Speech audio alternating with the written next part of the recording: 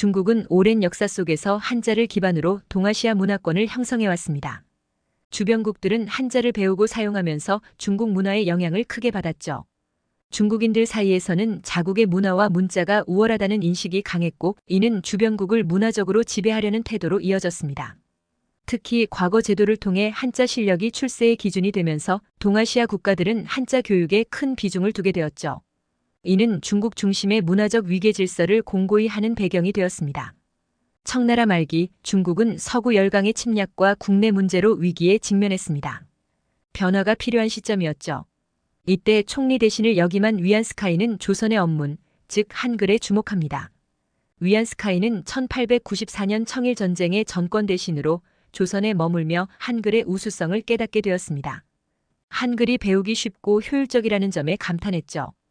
귀국 후 위안스카이는 중국 역시 한글과 같은 문자가 필요하다고 판단했습니다.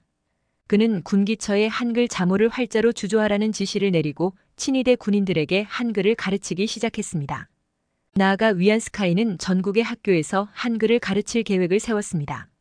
한글을 보급함으로써 문맹률을 낮추고 근대적 교육을 실현하겠다는 원대한 포부였죠. 그의 이러한 행보는 주변의 많은 이들을 놀라게 했습니다. 수천 년간 한자만을 고집해온 중국에서 자국이 아닌 조선의 문자를 도입하려 한 것이 파격적으로 받아들여졌기 때문이죠. 위안스카이의 한글 도입 시도는 곧 반대에 부딪혔습니다. 보수적인 한자 옹호 세력들은 중국의 전통과 정체성을 훼손하는 행위라며 강하게 반발했죠. 당시 학자들은 중국의 문자는 반드시 한자여야 한다는 주장을 펼쳤습니다.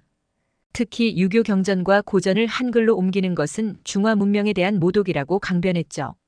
이들은 한글 도입이 중국 고유의 문화를 약화시키고 외국의 문물을 맹목적으로 추종하게 만들 것이라 우려했습니다.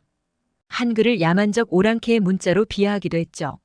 한글을 미개하고 낙후된 오랑캐들의 문자로 얕잡아 본다는 뜻이었죠. 한편 일부 진보적 성향의 지식인들은 한글의 가치를 인정하고 도입을 지지하기도 했습니다. 이들은 한자의 폐단을 지적하며 보다 평등하고 개방적인 문자 정책이 필요하다고 주장했죠. 양측은 치열한 논쟁을 벌였습니다. 신문과 잡지에는 한글 도입을 둘러싼 사설과 투고문이 연일 게재되었고 학회와 공청회에서도 뜨거운 토론이 이어졌다고 합니다. 이러한 상황은 중국 사회에 큰 반향을 불러일으켰습니다. 한글 도입 논란을 계기로 문자와 언어, 나아가 민족 정체성과 문화의 본질에 대한 근본적인 물음이 제기된 것이죠. 결국 위안스카이의 한글 도입 시도는 보수 세력의 반대로 인해 좌절되고 말았습니다. 하지만 이는 근대 중국의 문화 정체성을 둘러싼 중요한 논쟁을 불러일으킨 역사적 사건으로 기억되고 있습니다. 위안스카이의 한글 도입 시도와 그를 둘러싼 논쟁은 당대 중국 지식인들의 고민과 갈등을 보여주는 드라마틱한 사건이었습니다. 한글을 통해 근대화와 개혁을 이루고자 한 위안스카이의 비전과 전통 문화를 고수하려는 보수 세력의 대립이 첨예하게 드러난 장면이기도 했죠. 이는 단순히 문자를 둘러싼 논쟁을 넘어 급변하는 시대 속에서 중국의 정체성과 미래를 모색하는 지식인들의 고뇌를 상징적으로 보여줍니다. 동시에 한글의 가치와 우수성을 재조명하는 계기가 되기도 했죠. 비록 위안스카이의 시도는 무산되고 말았지만 그의 도전은 근대 동아시아 문명사의 중요한 한 페이지를 장식한 사건으로 기억될 만합니다. 아울러 오늘날 우리에게 한글의 소중함과 민족 문화의 정체성을 돌아보게 하는 의미 있는 사례라 할 수 있겠네요. 위안스카이의 한글 도입 시도는 결국 정치적 역학관계에 의해 좌절되고 맙니다. 1908년 광서제의 붕어와 함께 실각한 위안스카이는 정적들에 의해 축출당하게 되죠. 이는 한글 도입을 추진할 수 있는 동력을 상실하는 결과로 이어집니다. 위안스카이가 물러나자 한글 교육은 중단되었고 군기처에서 주조한 한글 활자는 사장되고 말았습니다. 이후 정권을 장악한 한자 옹호 세력들은 전통 문화 수호를 명분으로 한글 도입에 반대하는 목소리를 더욱 높였죠. 이들은 과거제와 한자 교육에 매진하며 한자 중심의 문화 정책을 강화해 나갔습니다. 역사가 스펜서 에커먼은 저서 중국의 격변기에서 위안스카이의 실각을 한글 도입 좌절의 결정적 계기로 꼽았습니다. 그는 위안스카이야말로 한글의 가치를 알아본 해안의 정치가였다며 아쉬움을 표하기도 했죠. 한글 도입이 무산되면서 중국은 문맹 문제를 해결할 기회를 놓치게 됩니다. 당시 중국의 문맹률은 80%에 육박했는데 한자의 어려움이 가장 큰 원인이었죠. 이는 교육 기회의 불균형으로 이어졌습니다. 한자를 배울 여력이 되는 부유층 자제들은 교육을 통해 출세가 가능했지만 농민과 노동자 계층은 문맹에서 벗어나기 힘들었죠. 문맹률 문제는 중국 사회의 근대화에도 걸림돌이 되었습니다. 지식과 정보의 확산이 더뎌지면서 사회 발전이 정체되는 모습을 보였죠. 일본과 비교되는 대목이기도 합니다. 무엇보다 한글 도입의 실패는 중국 문화의 폐쇄성과 경직성을 심화시켰다는 평가를 받고 있습니다. 외부 문물을 수용할 수 있는 계기를 스스로 차버림으로써 근대적 전환을 지연시킨 것이죠.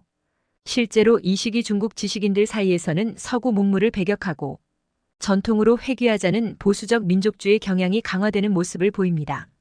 이는 중국 문화의 현대화를 가로막는 장애물로 작용했습니다. 중국에서의 한글 도입 실패 소식은 한국 지식인 사회에 큰 반향을 불러일으켰습니다. 이는 한글의 우수성과 독창성에 대한 자부심을 고취시키는 계기가 되었죠. 특히 주시경, 최남선 등을 중심으로 한글의 체계와 원리를 과학적으로 규명하려는 노력이 활발해집니다. 이들의 연구는 훗날 한글학으로 발전하는 토대를 마련했습니다. 아울러 한글 전용 운동, 한글 교과서, 편찬 운동 등 한글 보급을 위한 다양한 활동이 전개되었죠. 1926년 조선어연구회가 각야나를 한글날로 제정한 것도 이 시기의 성과라 할 수 있겠네요. 이러한 노력은 한글의 사회적 지위를 높이는 데 크게 기여했습니다. 한글은 점차 민족 정체성의 상징이자 문화적 자부심의 원천으로 자리매김하게 되죠. 윤공강 교수는 한국 근대 언어 운동사에서 중국에서의 한글 도입 좌절은 한국 지식인들에게 민족어의 가치를 일깨운 사건이라며 이는 한글 운동을 활성화하는 촉매제가 되었다고 평가하기도 했습니다. 위안스카이의 한글 도입이 좌절된 뒤에도 그 영향은 중국과 한국에서 각기 다른 모습으로 나타났습니다. 중국은 근대화의 기회를 놓치고 문화적 경직성이 심화되는 안타까운 결과를 맞았죠. 반면 한국에서는 한글의 가치를 재발견하고 그 위상을 높이려는 노력이 본격화되는 계기가 되었습니다. 중국에서의 실패가 한국의 언어 민족주의를 자극한 셈이죠. 이처럼 한글 도입을 둘러싼 논란은 동아시아 근대사의 이면에 자리한 문화와 정체성의 문제를 첨예하게 보여주는 사례라 할 수 있습니다. 아울러 우리에게 한글의 소중함과 민족 문화 수호의 의미를 되새기게 하는 의미 있는 사건이기도 하죠. 오늘날 한글이 세계적으로 주목받는 문자가 된 것은 선각자들의 노력과 한글 자체의 우수성이 결합된 결과라 할 수 있겠네요. 중국에서의 실패를 교훈 삼아 우리는 한글을 더욱 가꾸고 발전시켜 나가야 할 것입니다. 중국에서의 한글 도입이 좌절된 이후에도 동아시아 각국에서는 한글의 우수성에 주목하기 시작합니다. 한글의 과학적 설계와 배우기 쉬운 체계는 주변국 지식인들의 관심을 끌기에 충분했죠. 한글 도입의 실패는 근대 중국 문화의 폐쇄성과 경직성을 여실히 보여주는 사례였습니다. 서구 문물을 거부하고 전통을 고수하려 한 태도가 되레 중국의 발전을 가로막은 것이죠. 이는 변화하는 시대에 맞는 혁신과 개방이 필요함을 일깨우는 교훈이 되었습니다. 실제로 신해혁명 이후 중국에서는 백화문 운동 등 언어와 문자의 현대화를 모색하는 흐름이 나타나기도 했죠. 하지만 중국은 문화대국의 지위에 안주한 나머지 근본적인 변화를 이루지는 못했습니다. 오랜 전통에 매몰되어 새로운 문물의 가치를 제대로 알아보지 못한 것이 아쉬운 대목이죠. 오늘날 중국 정부는 전통 문화 보호와 함께 소수민족 언어 발전을 위한 정책을 펼치고 있습니다. 과거와 달리 문화적 다양성의 가치를 인정하고 포용하려는 노력을 보이고 있는 셈이죠. 이는 한글 도입의 실패가 남긴 교훈을 되새기며 새로운 시대에 걸맞은 언어 문화 정책을 모색하려는 변화로 해석됩니다. 중국의 문화대국 꿈이 보다 성숙해지는 과정이라고도 할 수 있겠네요. 중국에서의 한글 도입 실패라는 역사적 사건은 한글의 우수성이 빛을 발하는 과정이기도 했습니다. 주변국의 주목, 국제사회의 인정 등을 통해 한글은 이제 세계적인 문자로 자리매김하고 있죠. 특히 한글이 문화적 다양성과 언어 평등의 가치 실현에 기여하는 모습은 큰 의미가 있습니다. 한 민족의 문자를 넘어 인류 공동의 유산으로서 한글의 보편적 가치를 확인시켜주는 대목이기 때문입니다. 하지만 그 과정에서 우리가 잊지 말아야 할 것은 한글 창제 당시 세종대왕의 해안과 애민정신입니다. 백성을 위한 글이라는 한글의 근본 취지를 되새기며 그 뜻을 이어나가는 것이 우리의 소명이자 책무일 것입니다. 오늘날 한글은 민족의 영광스러운 상징이자 문화적 자부심의 원천으로 우뚝 서 있습니다. 자랑스러운 한글의 역사를 품고 더 찬란한 한글의 미래를 향해 우리 모두 힘차게 전진해 나가야 할 때입니다. 한글로 꿈꾸고 한글로 세상과 소통하는 아름다운 내일을 함께 만들어 가기를 소망합니다. 한글의 빛이 온 인류의 마음을 밝히는 등불이 되기를 기원하며 이 글을 마칩니다. 감사합니다.